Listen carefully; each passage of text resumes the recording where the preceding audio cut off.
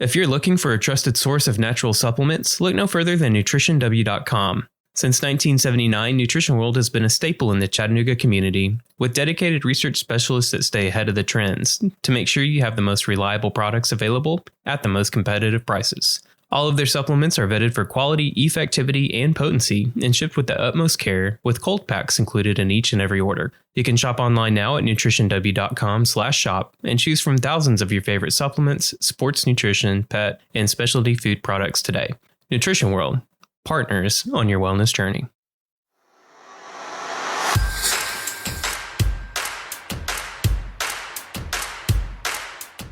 Hey everyone, and welcome back to the Holistic Navigator podcast, where we believe in the body's capacity for self-healing, if given the proper nutrients and care. My name is Brian Strickland, I'm the producer of the show, and I'm joined in the studio as always by our host, Ed Jones. Sadly, the coronavirus and quarantine precautions are still lingering around today, and many are looking for natural ways to help guard themselves against infection. On today's episode, we're speaking with Dr. Robert Rountree once again to talk about some of his favorite nutrients that should be in everyone's arsenal. We've got a lot to cover on today's episode, so I'm going to go ahead and throw it over to our host, Mr. Ed Jones.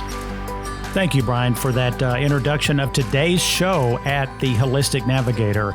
I am so thrilled to have one of our previous physicians, Dr. Robert Rountree, that has been on the Holistic Navigator. We had a wonderful conversation about methylation several months ago. I am so impressed with Dr. Rountree because I've talked to him enough to know that he is the real deal. He's so involved in exactly what my belief system is, which is functional medicine. What is that? It's really kind of looking for the interconnectedness, the reasons why poor health happens, and addressing it from a different perspective. That's radically different than traditional does. So we have to keep that in mind. But welcome to the Holistic Navigator, Dr. Rountree. Hi, and it's great to be here again under somewhat different circumstances. Yeah, methylation was, we weren't quite expecting what we ended up coming around the corner with after the methylation. Still a valuable piece of information on how to manage MTHFR and all of this folate stuff. So anyone listening, please go back and listen to that particular one if you're interested in that. Today, we're going to put into the book, again, a piece of information about COVID and Corona that's going to potentially be life-saving, because I say this almost in every podcast, and I know Brian rolls his eyes every time I do it, but I separate the world into two different classes of people, learners and non-learners. Because in today's time, if you don't have the ability to learn, and I'm not talking about just boxed learning from just a textbook or the standards. You have to step outside the box in this conversation especially. So I had read some incredibly well put together charts and information on a functional medicine approach to COVID-19, virus-specific nutraceutical and botanical agents. And this was from, I don't know if it's from THORNE, but I'm a huge follower of THORNE nutraceuticals because they are so top of the game as far as quality and research and data. And I know that I know you also feel that way. So I appreciate THORNE for kind of putting this together. So let's get rolling here, Dr. Rountree. We all kind of, I think, know that the cytokine storm is the biggest issue because most people won't get that. And of course, what that is the lungs are over-aggressive, they get damaged, they get filled with fluid, and then really bad things could happen. What can we tell people to ease some of these fears if they are ready to build a toolbox of nutraceuticals?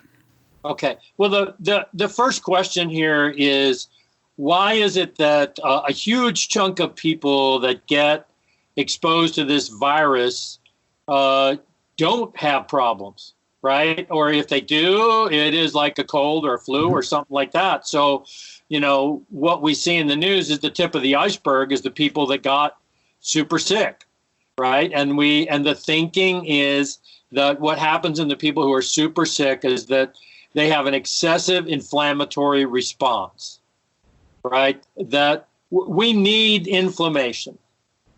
You couldn't live without inflammation, right? Inflammation is all about defense and repair. So if you cut yourself, your immune system goes into action. It defends the body against any bacteria that might be on the surface of the skin, around the cut, that could do you harm, and then it repairs that injury. So defense and repair is a good thing.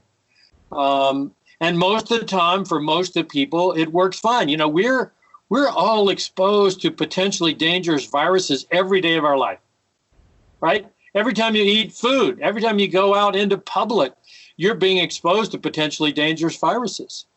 So why is it that every now and then, you know, somebody has an excessive reaction?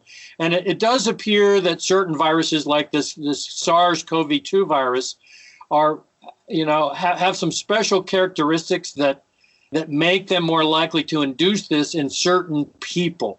And those certain people, you know, are potentially somebody like me who's over 60, right? You know, it's elderly individuals. You know, in generally, elderly individuals have an immune system that isn't as regulated as younger people. And, you know, you could say, well, the immune system is weaker. You know, there's a lot of different ways we could talk about that. But aging is definitely a risk factor for this thing they call a cytokine storm. What are cytokines? They're just little protein messengers released by the immune system. So when we say cytokine storm, we mean the immune system is having a storm, it's overreacting, and it's producing all these messages that are telling other immune cells to get activated. And the million-dollar question is, why do some people get it and other people don't? Here's one theory that I think is interesting. What's your baseline level of inflammation? Right? If a person has got a baseline level of inflammation that's already high from eating a crappy diet, processed foods with environmental contaminants in them, you know, not organically grown, or they're obese, right? Or they've got uncontrolled hypertension or diabetes. Those are all scenarios where the body's got this underlying inflammatory state. And you can measure that. You can measure C-reactive protein.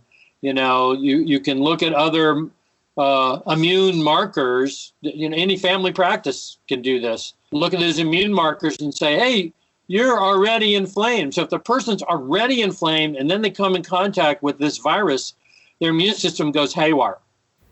Wow, that's such valuable information. I do want to say to the listeners, because you have a different background and training, I don't want the listeners to think they can just pop into a normal regular GP and say, check my inflammatory factors. They might be able to, but they don't have your expertise to evaluate it or even know which test to get. So the individual listening needs to kind of step up to the plate and learn more about this testing.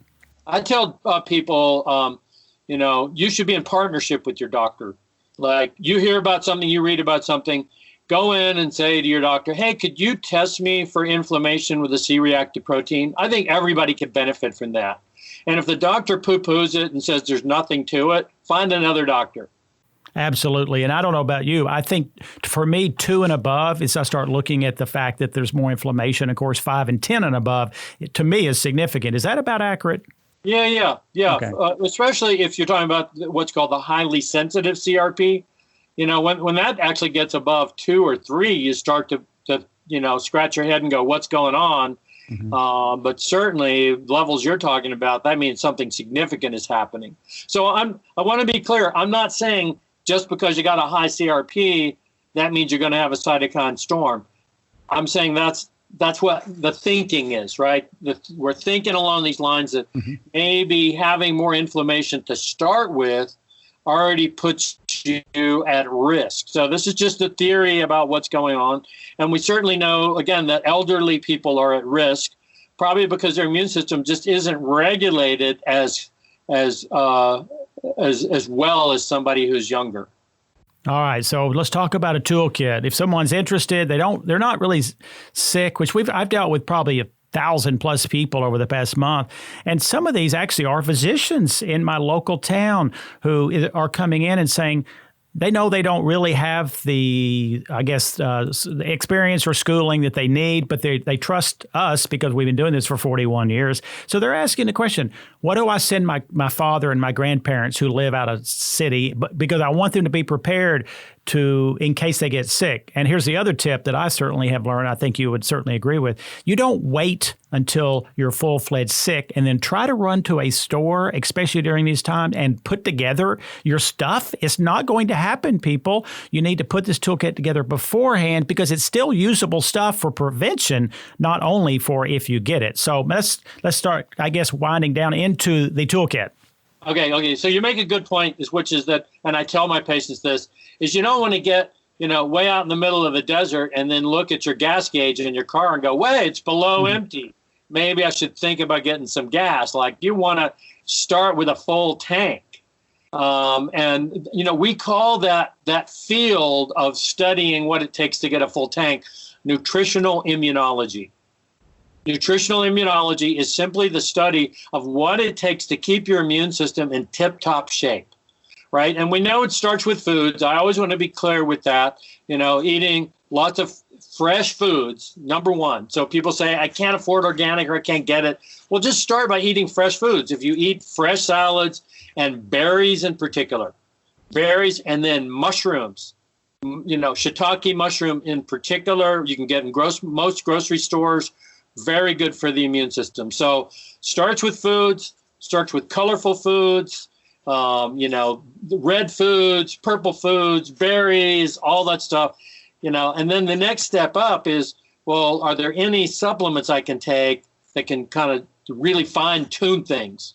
So once you got the diet good, then the next step is the alphabet. Oh, what do I mean by the alphabet? A, B, C, D, A, B, C, D, and then zinc and quercetin. So I think about, covering the basics. And I could probably put an N in there for N-acetylcysteine. So let me talk about all those. So everybody's heard about vitamin D, right? We don't need to go into a lot of detail. There are some authorities that say, there's nothing to it. But as far as I can tell, the people that say that haven't been to a library recently. I love it. Right? Because there is so much evidence now that if you go to areas around the world where people have less vitamin D, they seem to have a higher risk of getting viruses, and COVID in particular. But there's studies on the flu that show the same thing. When people's vitamin D levels are low, they're more prone to getting the flu. They're more prone to getting all kinds of upper respiratory tract infections. I think the evidence is very clear, but you do have doctors that say, well, we need more studies. How many more studies do we need? They even did a simple study in Mongolia where they took all these kids who were prone to colds and flus in the winter season, gave half of them vitamin D and the other half not, and the vitamin D dramatically dropped the number of colds and flus. Wow. Right? So D is kind of at the top of the list, but people don't appreciate that vitamin A goes well with vitamin D. Right? So I try to do the two together. Vitamin A has got a bad rap. People say, it could be toxic. Well, that's only if you take massive quantities. Right? The kind of D I'm talking about is around, the type of amount of A is around 10,000 units a day. Now, is this for prevention or if we're feeling ill? For prevention. Okay. Oh, no, you don't want to wait till your gas tank's empty. Yeah. Start it. So the same thing with the D. The D is for prevention. Mm-hmm. D is for prevention. A is for prevention. We don't have a lot of evidence that if you start getting sick and you suddenly take some vitamin A, it's going to do anything, right? It's the whole idea behind the A is that it keeps your immune system in tip-top shape. It primes it so it's ready for anything. Beautiful. And on D, what do you like to see as a blood level? I like to see it above 50 nanograms. I love that. And I want to remind listeners that if you go to the website, The Holistic Navigator, under products, you can go to Direct Labs and order any blood test, including vitamin D. So you can do this in any town in the United States at discounted prices if you don't have a good functional medicine practitioner. I really recommend that first. But if you don't have it, go to the Direct Labs under our site. It's worthwhile to get a blood level because a lot of people can take 1,000 units a D, which you would think is a lot, and still have a low blood level. Well, mine is, I have to do 14,000 a day to be at 52 nanograms. I mean, you and I both know there's people who don't have to take anything almost, but, we have to blood test to know this stuff. Everybody does something different with vitamin D in their body. right? We're all biochemical individuals. And I see plenty of people that need 5,000 units minimum a day just to barely scratch the surface of a normal blood level. Now, I have a lot of doctors that say, what's the point? You know, the mainstream doctor friends that say, what's the point in measuring the level? You know, and go, well, you only say that if you've never measured it. Yeah. They measure it and they go, wow, I got all these people who in my practice that are low, right? So they, you know, as soon as they start measuring it, then they get the idea very quickly. So we've covered the A and the D. Really recommend eventually blood testing. If they're not going to get a blood test, but they're wanting to start right now, you're saying 5,000 units. 5,000 units for most everybody. Okay. You know? All right. Unless you're laying out in the sun 4 hours a day, but I don't recommend that. Yeah. All right. What's next? Vitamin C on the alphabet? Vitamin C, I think, is really critical. You know, during this time where we all are at risk of exposure, I think 3,000 milligrams a day, you know, 1,000 milligrams 3 times a day, you know, spread out like that is a really good amount. Now, vitamin C is helpful for prevention and for treatment. Same dose or different dose? No. You start with 3,000 a day, but then at the first sign of sniffles, fever, cough, anything like that, then you basically start taking 1,000 every hour or so. Wow. Now, is there a certain form that you prefer or any form?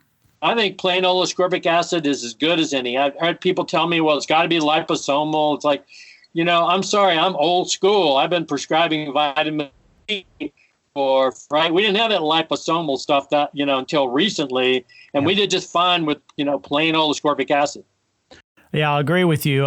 My belly doesn't like it too much at higher doses, so mixing the lipo with regular seemed to work well for me. And why is lipo better? Well, it seems to be less acidic, so that's probably the reason, and it's kind of connected to a fat molecule. And I do want to say, we partner. Our main sponsor is nutritionw.com, where we vet every single nutritional product, including we have THORNE on there. It's very good pricing, and we ship everywhere in the United States. So nutritionw.com if you need any of these things and don't have a local vendor that you trust. Okay, A, B, C, we've covered it very well.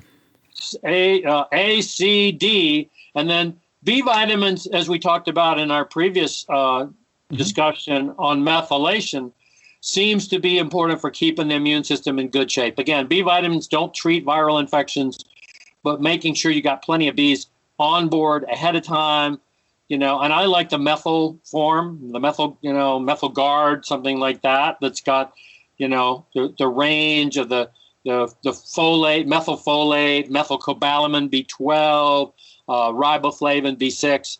So, I think that's just a baseline foundation. I love that product, and I know we talked about it on the methylation podcast, and I recommend it every single day. I've never seen a better put together methylation formula. And again, we don't want to get into methylation right now, but I encourage people to not be doing straight folic acid, because if you have this gene, then folic doesn't work well with that. And you want folates, which come in this THORNE product. So be aware of that. I love that because, like you said, it's not a treatment, but it's like building the machine stronger so we can withstand whatever comes our way. And then another part of that is zinc. I like the zinc picolinate. There are other forms of zinc that are good, but picolinate we know is well absorbed. It's easy on the tummy. Most people do fine with 30 milligrams a day, and that's just general preventive. We know that zinc is really important for normal immune function, right? And it's very safe to take at a dose of 30 milligrams a day. Some people may need 60.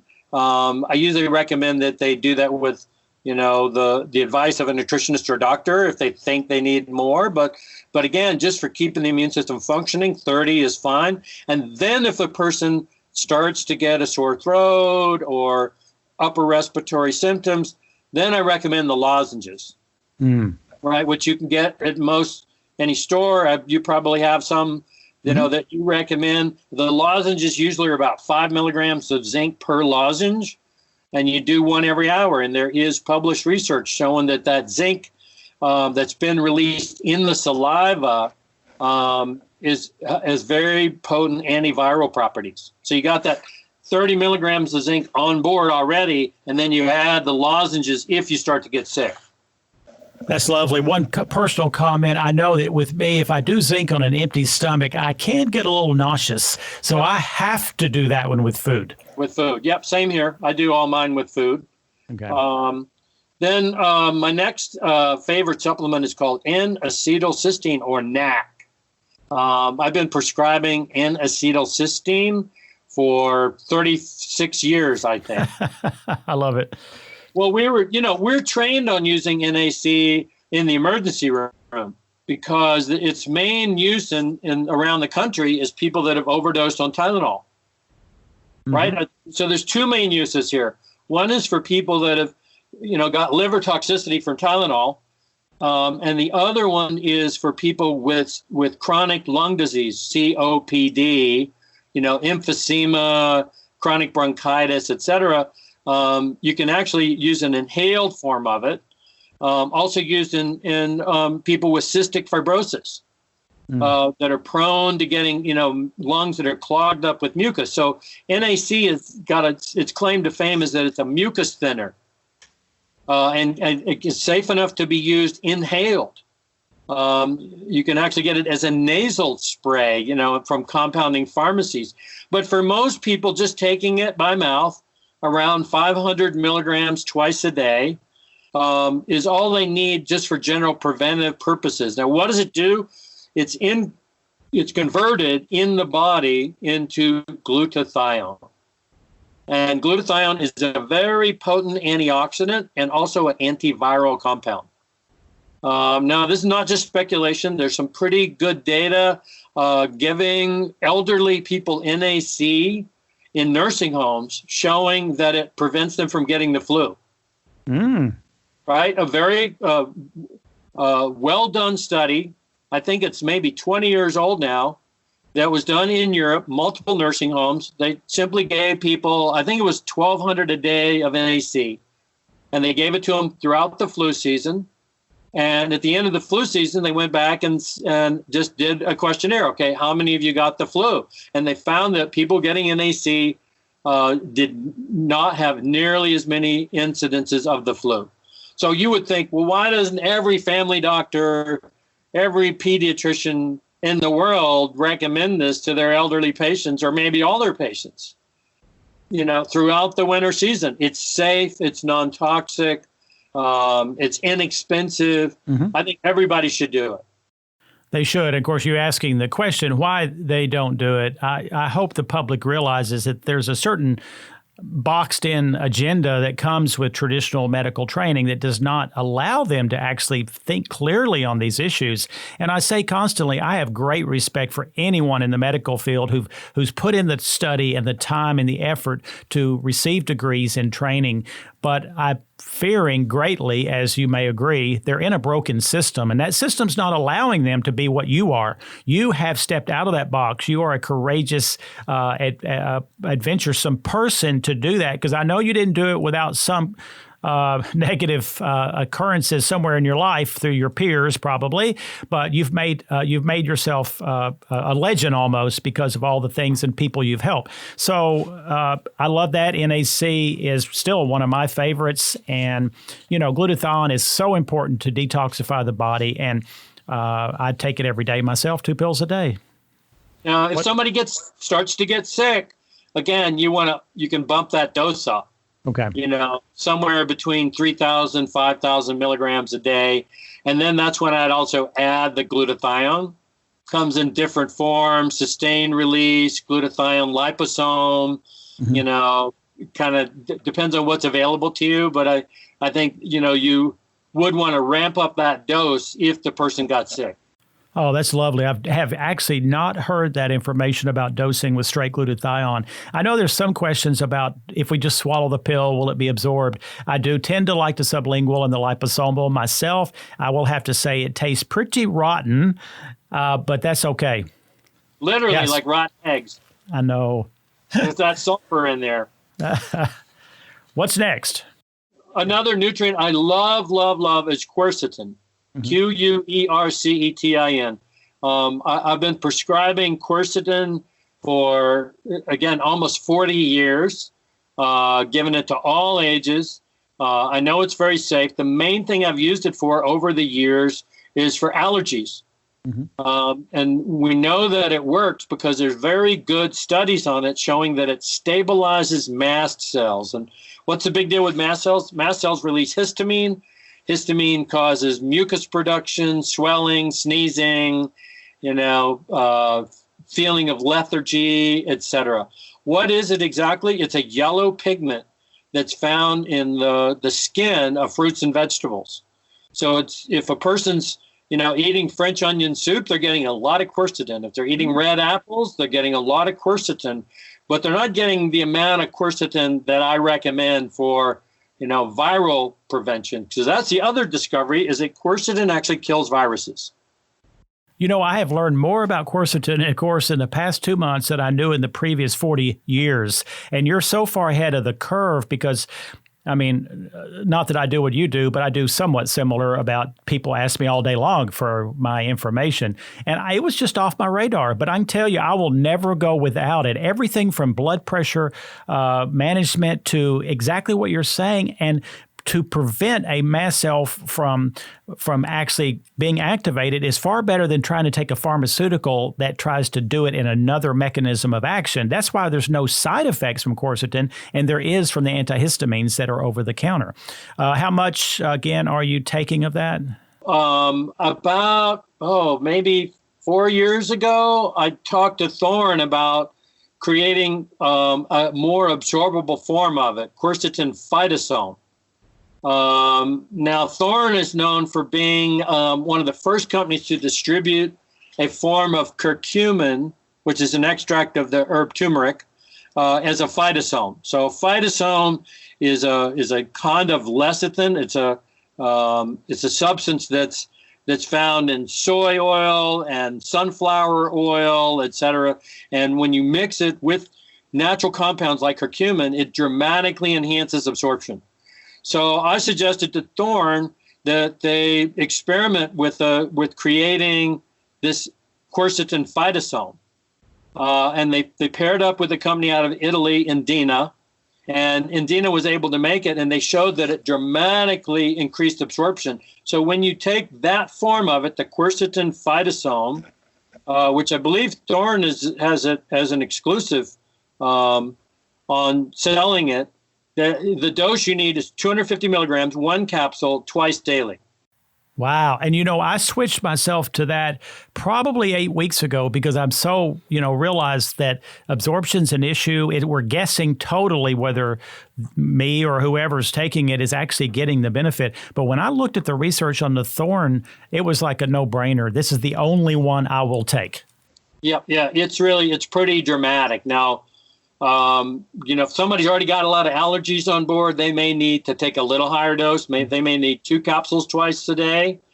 So if they've got a baseline of inflammation, then I would start with a higher dose. All right. But there's evidence out there that quercetin can fight a whole range of viruses.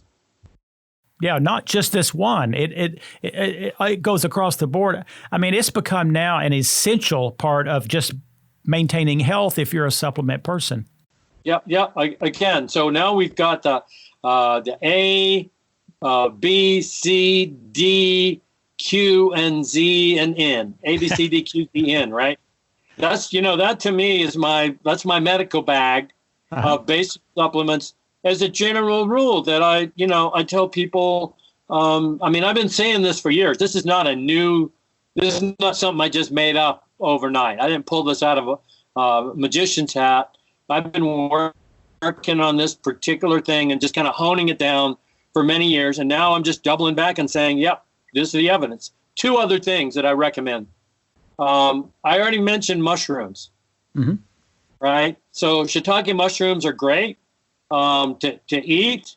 But if you can get a good mushroom extract, that's a little more concentrated, then what we think these mushrooms do is they kind of trick the immune system into thinking that an infection might be coming along because there's structures in the surface of the mushroom that look a little bit like yeast, right? They look like yeast that might be bad for you. Right? So our immune system is already programmed to look for yeast and to get activated when there's yeast. Well, that's it. And, you know, I've done 2 podcasts on mushrooms with Jerry Angelini, who I really respect. He's such an expert in that field, and he's never explained it quite that way. That is very intriguing. Thank you for that. There's sugar. So those structures are, you know, the technical term is polysaccharides, right? They're like starches, but it's starch with a unique molecular structure, a 3-dimensional molecular structure.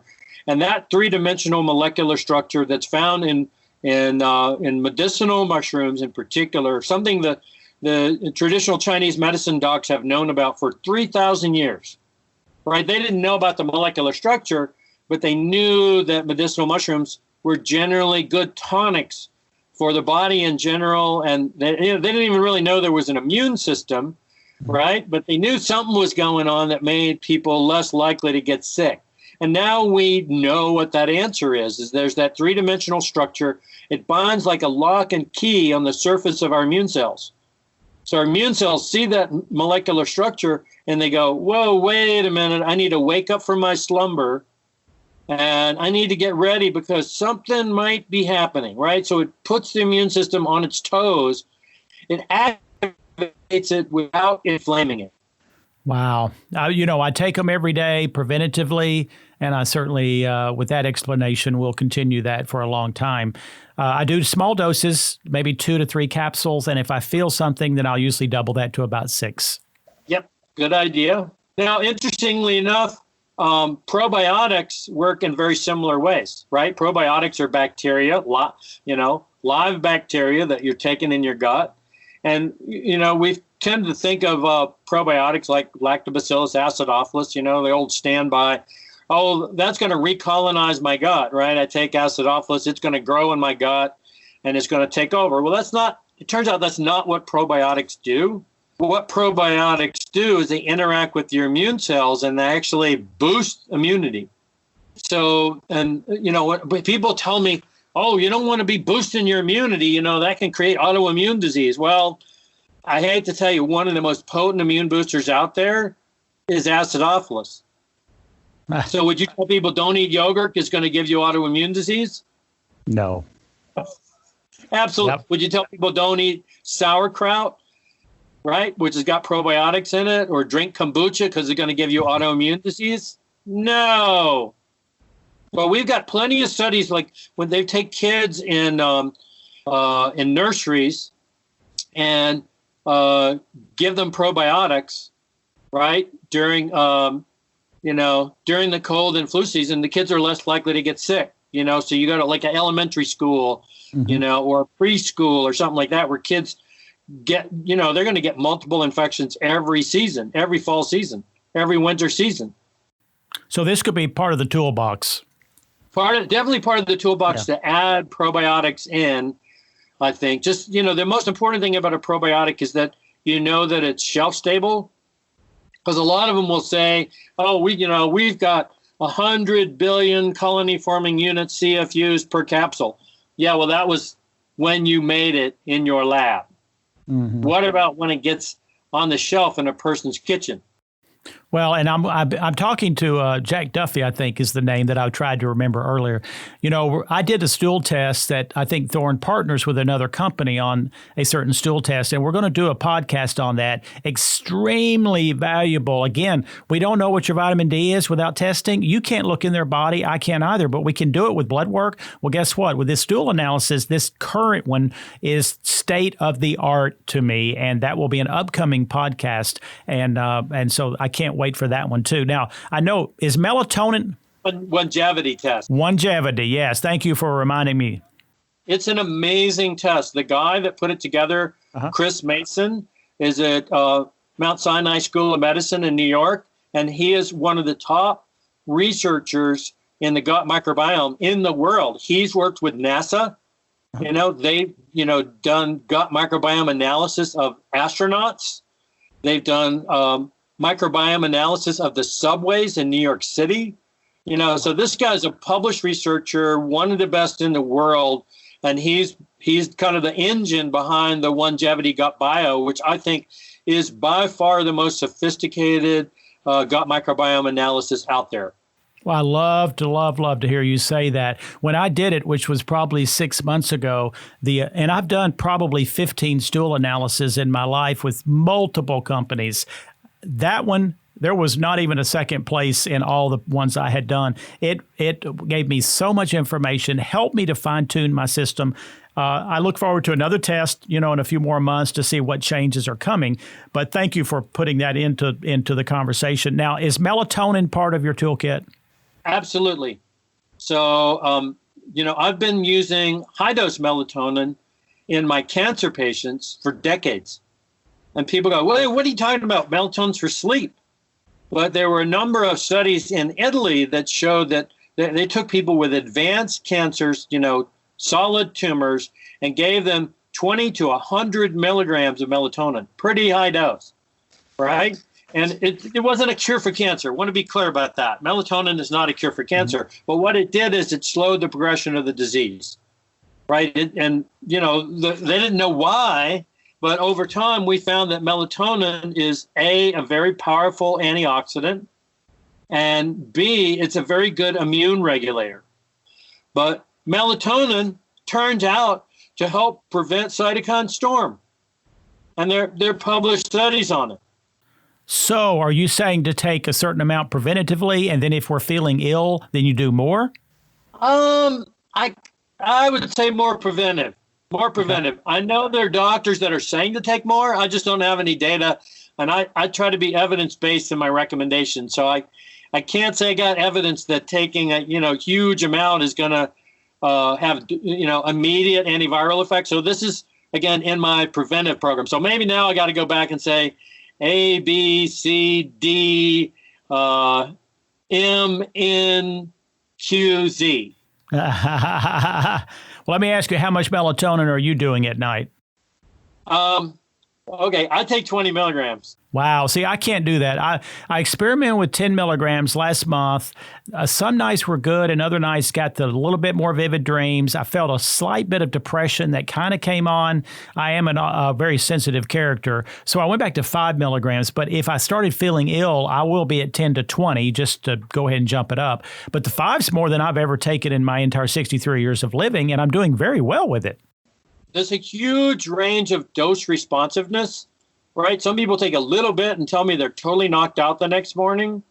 And then people like me, I'm a really light sleeper, right? So that's why I can take 20 and, I don't really notice much of an effect. I just take it for its overall beneficial properties. 3 to 5 milligrams is a pretty good dose range for most people. But I do have a handful of people that can't take more than about 1.5 milligrams. It really varies. Yeah.